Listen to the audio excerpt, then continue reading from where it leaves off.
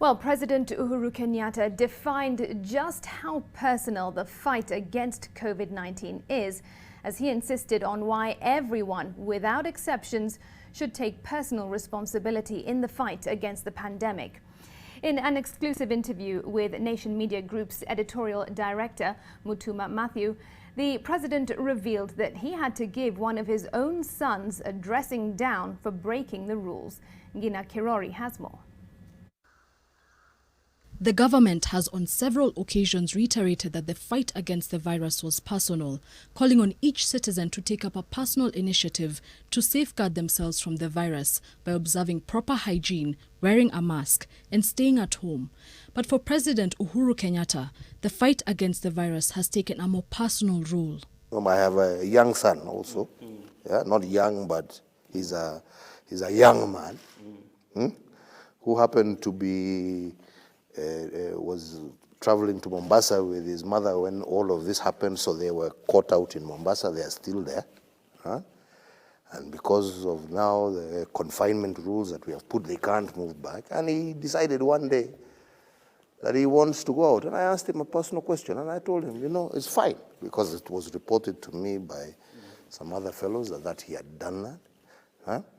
So I said, okay, you've gone out, right?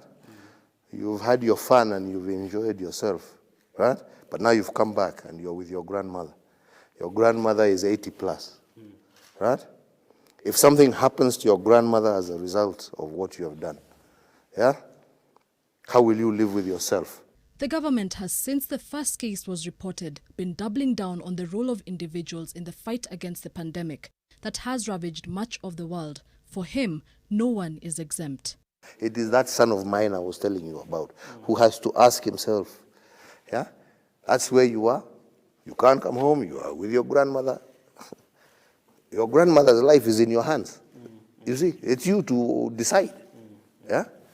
And to ask yourself, if something were to happen, how are you going to live with yourself?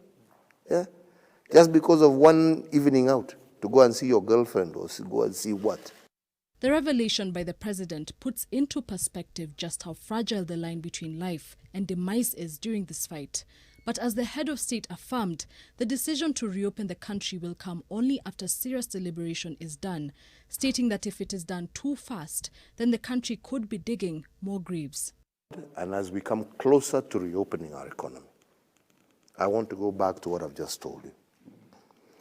This shall be a factor of our personal responsibility, because we have seen those countries that have basically reopened, and what has happened? We have seen a second wave. We have seen a surge of this disease. Germany is a perfect example.